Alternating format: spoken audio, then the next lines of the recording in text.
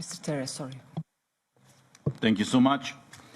The first set of questions is for both AstraZeneca and Moderna. So the first question is, I would like to know the date, if it's possible, when you decoded the full DNA sequence of this virus, or you solely relied on the sequence provided to you by the Chinese government. Second question, have you tested if the vaccines are stopping the spread of the virus or not? Because the data clearly shows that your products are not stopping the spread of this virus. Third question, have you had people who died during human trials? And if so, what were the illnesses that they died from? Now, I have certain questions for Moderna, for Mr. Bouncel. You stated here that you relied on the sequence provided to you by the Chinese government when you developed your vaccine. I have here an answer from EMA, which is showing for every vaccine the kind of tests that were done. So in the case of Moderna, for example, you provided data showing that you tested these vaccines since 2017, 2018, 2019.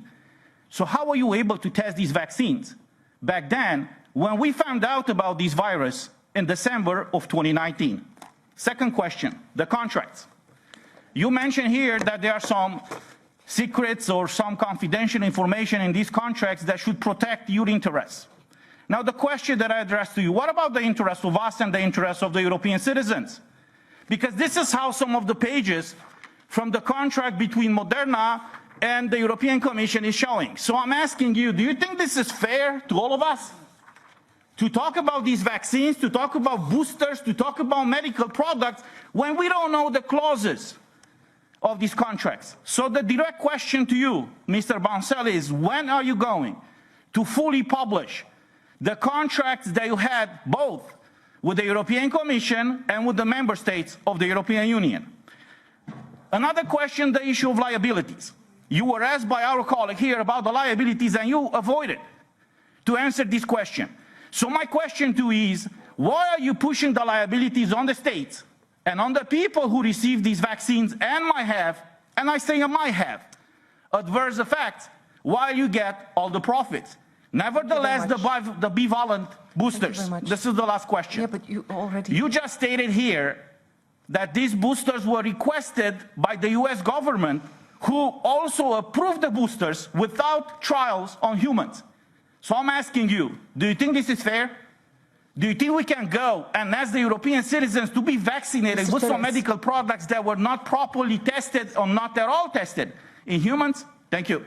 Mr. Terhes, next time I'll deduct 40 seconds from your speaking time. This is an important issue. With all due respect, it's an important issue, and the reason why they are here is to answer questions. Yes. And I see that they are all avoiding answering concrete questions from my colleagues. Yeah, but it's also respectful for your colleagues. They have to be transparent here, and so far they haven't been transparent. Thank you. I start with Mr. Bouncel, and then I come to Mrs. Reich. And please, very specific answer to the specific questions, please. Thank you very much. So, on the first question, as I said before, yes, we use the sequence of a virus published by the Chinese government that was online and tested by many scientists in academic labs and government labs that we use for the design of a vaccine. You make a statement on the poor efficacy of a vaccine against preventing infection. That actually was not correct in the 2021 timeframe, where it was mostly alpha and delta. As you recall, the vaccines were holding very well to infection and, of course, hospitalization and death, which was really important. What happened was a change with Omicron. As you know, the Omicron virus was a big genetic drift from the original sequence coming out of China, which is why the vaccine needed to be retooled. The good news for public health is the vaccine held very well against hospitalization and death, which, as we all know, is the #1 priority of those vaccines. On the phase 3 clinical trial, I'm not aware of any death that happened during the phase 3 of a clinical trial. You mentioned the document from EMA, which I'm not aware of, but the vaccine that we tested before is what I mentioned to one of your colleagues in my previous set of answers, which is since 2015, we have been doing clinical trial with our vaccines. This is not, of course, against SARS-CoV-2 because the virus did not exist. It was against flu, RSV, and also a pandemic flu strain. So that is why we were able to get validation of a platform in a clinic. On the liabilities, as has been done by all the manufacturers, governments wanted a quick approval of a vaccine. And so for the conditional approval, it was important to give us some guarantees in terms of indemnification, because we cannot have our cake and eat it too. We wanted the vaccine quick without giving time to manufacturers to have long-term studies because of the nature of the pandemic. And then the last question around testing in human, as I answered in the previous set of questions, the vaccine that is as a conditional approval for booster bivalent against Omicron that has been approved in Europe last week did have clinical study happening for this vaccine. It's the one in the US that did not, but the one in Europe, there was human testing. Mrs. Reich. Thank you.